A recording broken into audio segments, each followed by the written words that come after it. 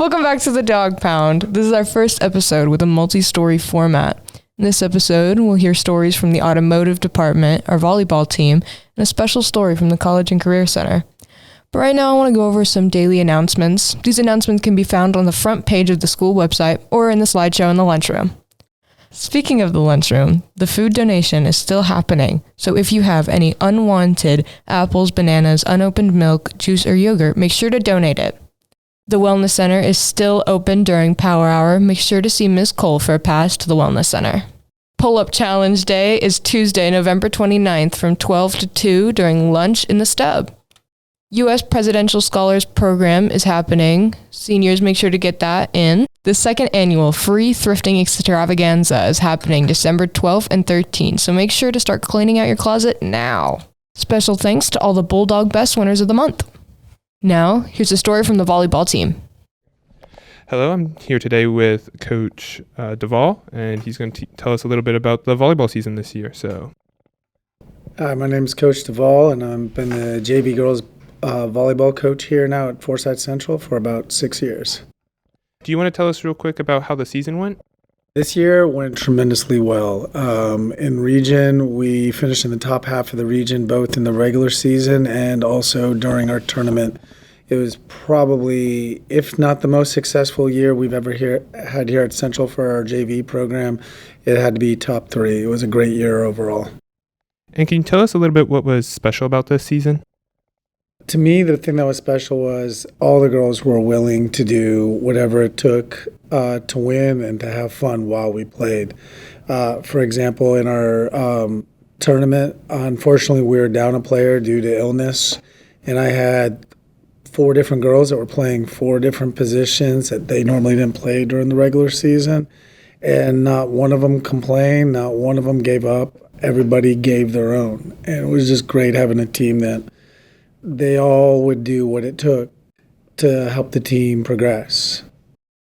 And can you tell us a little bit about some of your favorite moments from this year? Oh, some of my favorite moments. One of them would have had to been in one of our tournaments. We played at school, Walton from Cobb, which traditionally has been one of the best programs in the state over the past 20 years. And we were able to take them out in 3, and it was probably one of the loudest, most vibrant games we played all year because it was who we were playing and we wanted to take them down.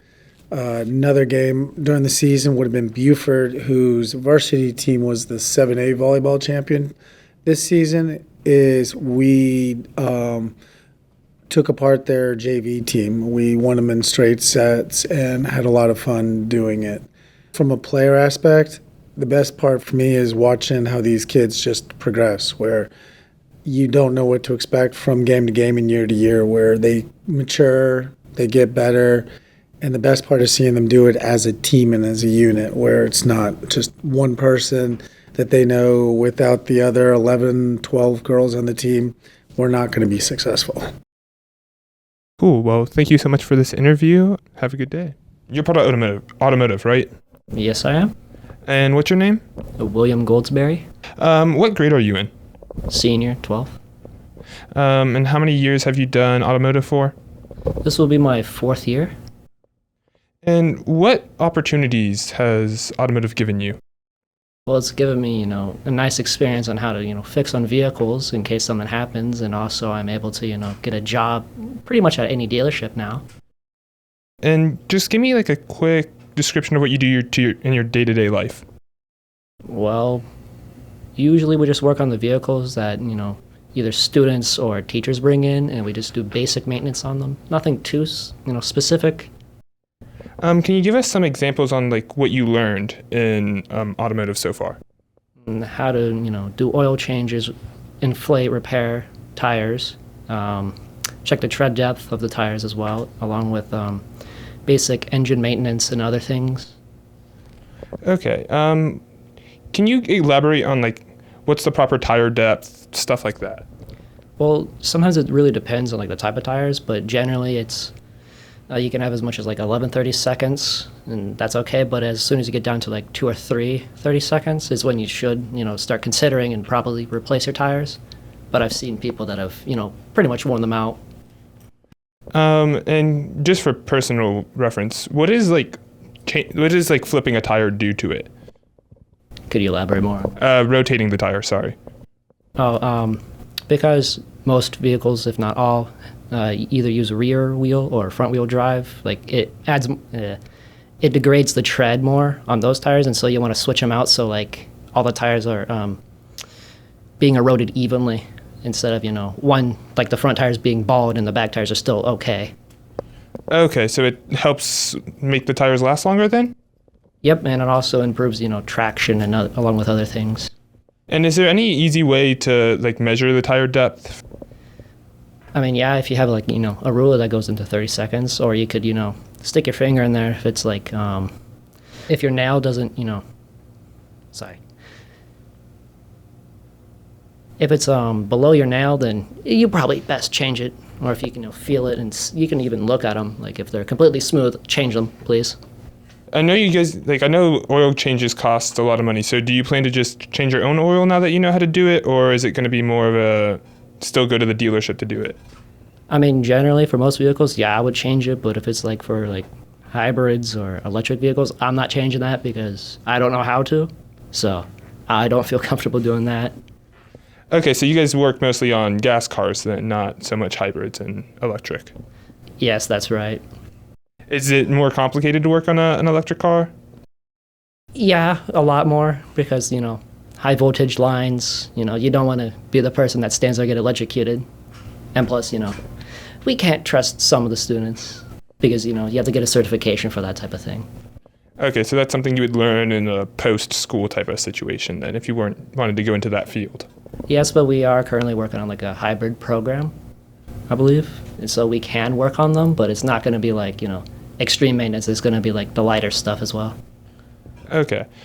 Yeah, that's pretty much it. Anything else you want to talk about real quick? Any extra programs that Automotive provides, stuff like that? I mean, they did provide at least in my junior year, and I think they did it for the sophomores too, a Toyota training thing, in which the first time they did it was during the school year, but I think now they're doing it at like in the summer, in which you spend a week here and you just learn how to do Toyota maintenance and the practices Toyota does, and it'll help you get employed at Toyota a lot easier. Oh, so they train you specifically for Toyota cars, and they teach you how Toyota wants you to fix them, how they do oil changes on those specific cars. Yeah, they do that, and Toyota and Lexus have partnered up for that. Makes it a lot easier to get in.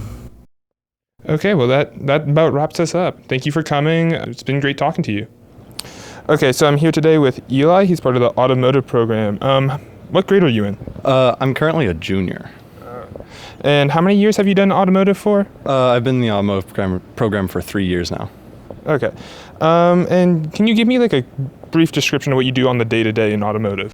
So essentially in Automotive, we just kind of, on the day-to-day, we learn about different units. So it's different services of cars. So currently my group is working on engine repair. So we're completely dismantling engines out of a Toyota Camry and then rebuilding them and learning how to service them. And what opportunities does Automotive give you? Well, Automotive gives a lot of opportunities. So you can go through and get a lot of certifications for different companies. And when you're in the Automotive program, once you're 16, you can get put straight into working at a dealership as a certified technician for that company.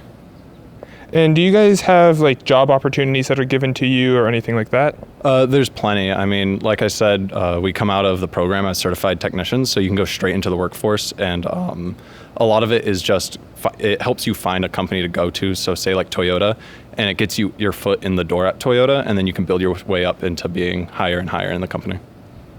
So what type of like basic skills have you learned, like oil changing, stuff like that? Well, in Automotive, we starting in the first year, we went through like oil changes and basic tire service. But a lot of what you learn is how much you're willing to take out of it. So like we went through and have learned AC systems and heating systems. But depending on what you do, you can learn so much more as well.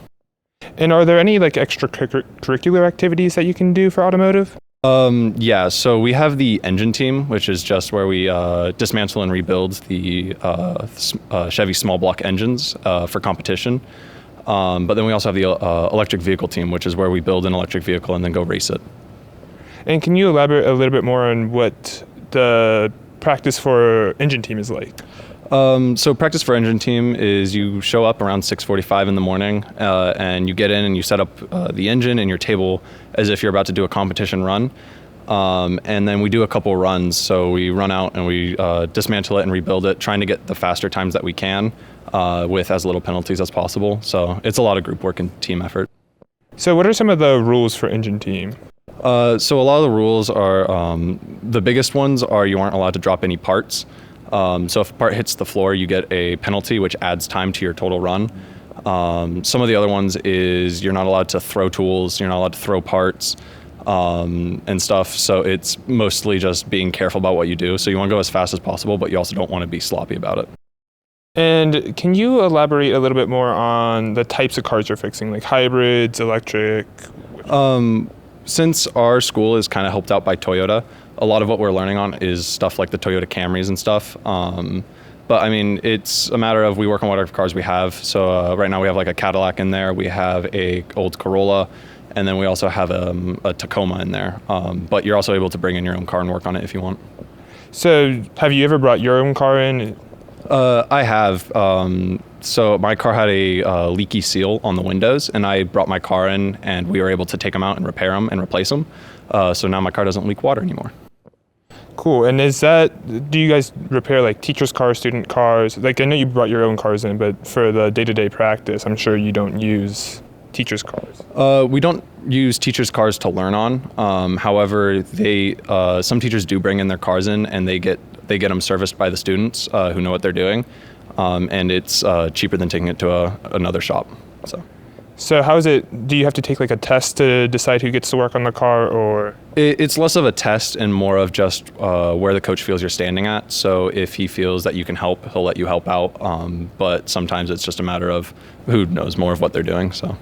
Okay, so and you guys generally all help out on the car, or is it typically third years, second years? It's usually the higher classmen who work on the cars for teachers and staff. They usually shy away from letting underclassmen work on them because the underclassmen are just in the basics. As you get further into the program, though, you do get to get more hands-on with everything and you get much further into it, and that's why they're more allowed to work on them.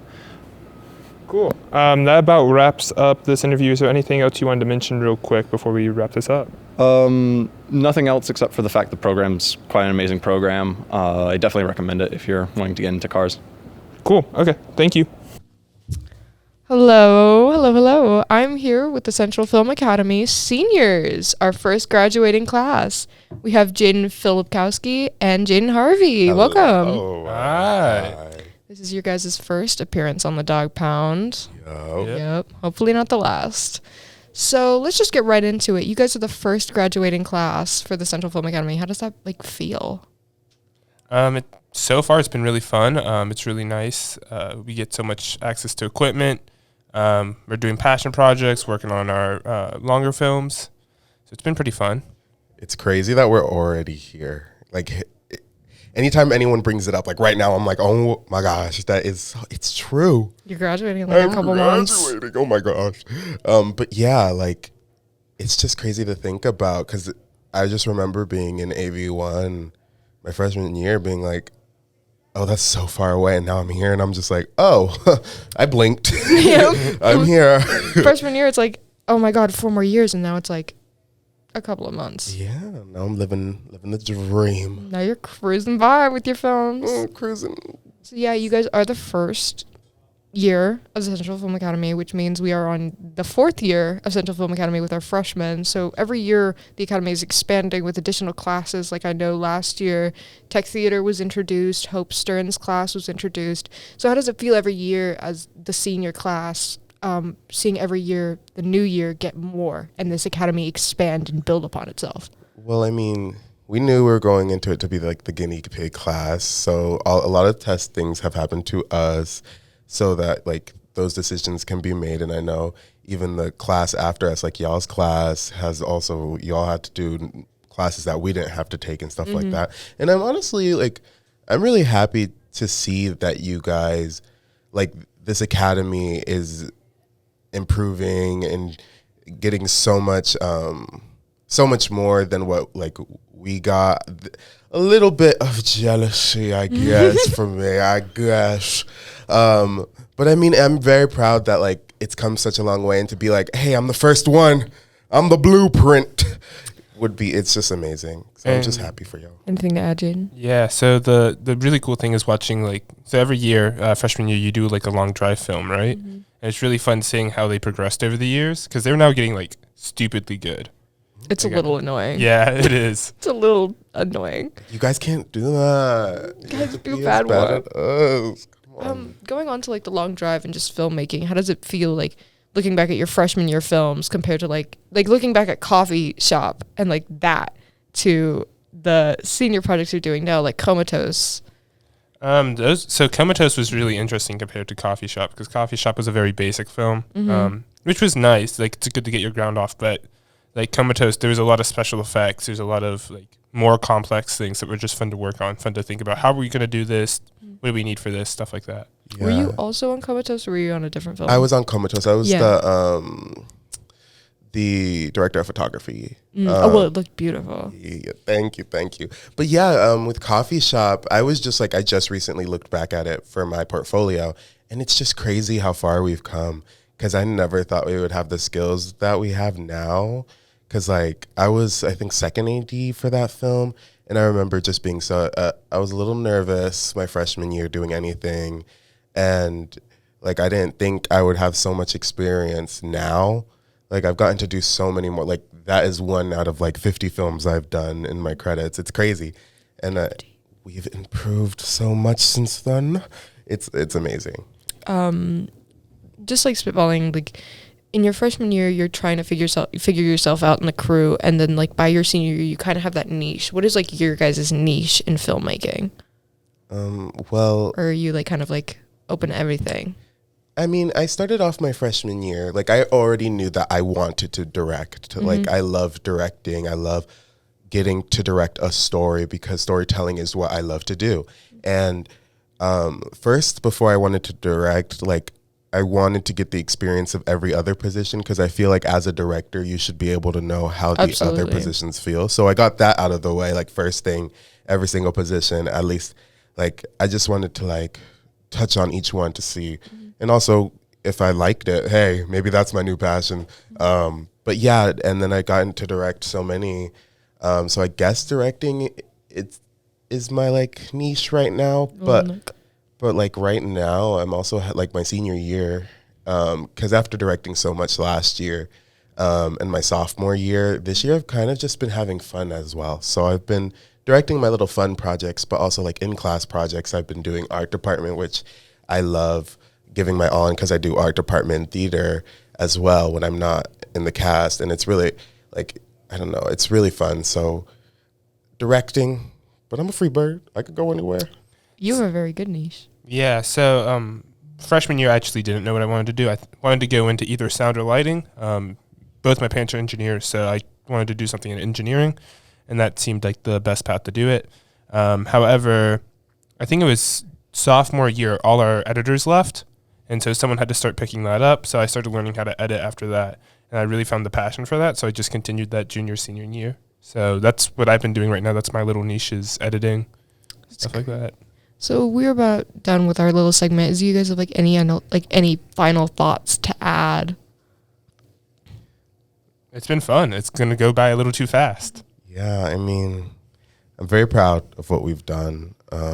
We know that right now it's all been a little crazy because we're seniors, and we kind of like, it's crazy that we're heading towards the end, but I'm proud of what we've done, and I'm proud of what y'all are doing. Like, I'm happy. I got to peer for y'all's class last year, and I remember being like, oh my gosh, this is great that they get to do all this stuff. It's just fun to see, and I can't wait to see where the academy goes from here, because I mean, like, we check back in like 10 years. Can you imagine how far it's going to be? I mean, they might have a whole different room. Like, it's crazy. When I'm at the Oscars, and I shout out Jason Hanline. Yeah. And when I'm just in my like $1 million penthouse, after my 100 like movies that I've done, my thousands. Yeah. After I get home from partying with Megan Fox. Yeah. Yep. I guess that's it. I guess one could say that the films were the friends we made along the way.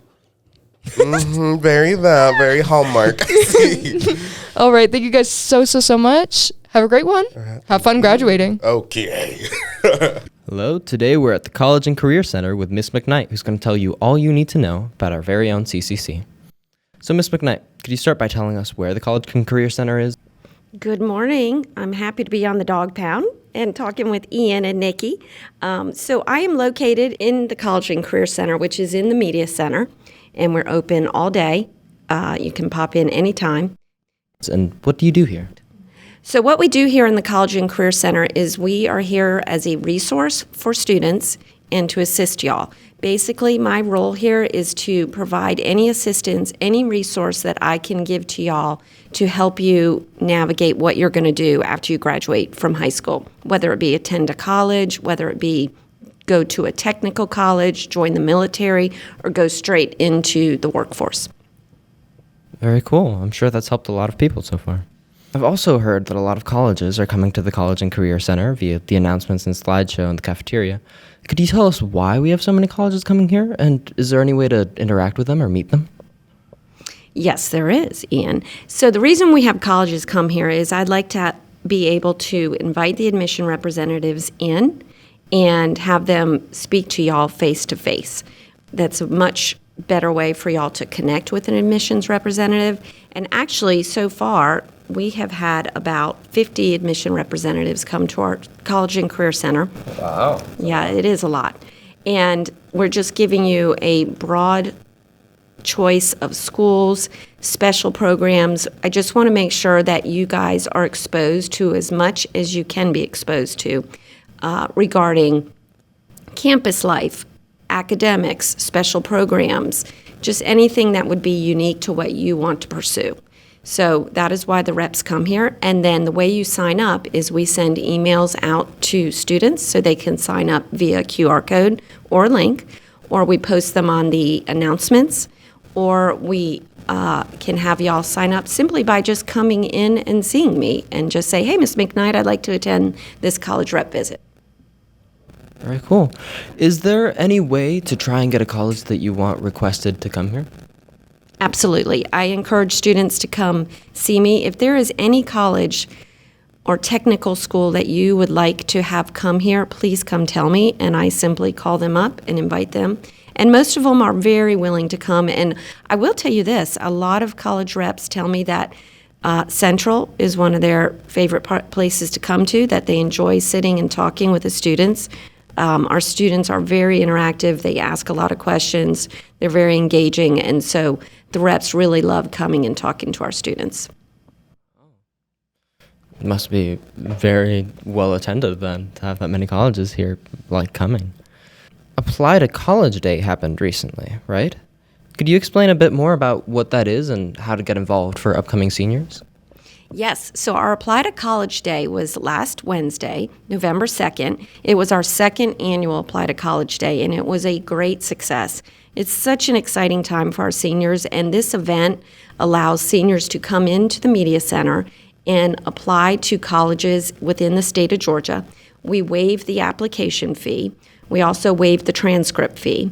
So it allows them to have no barriers. They can come in, submit as many applications as they'd like. They can work with teachers. We had teachers here who helped students write essays.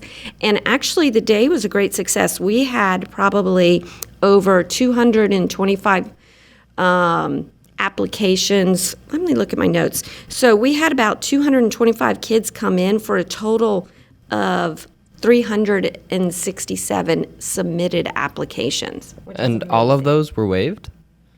Yes, if they were. That's a lot of money saved. Yes, the students saved a tremendous amount of money, and they can submit more than one application.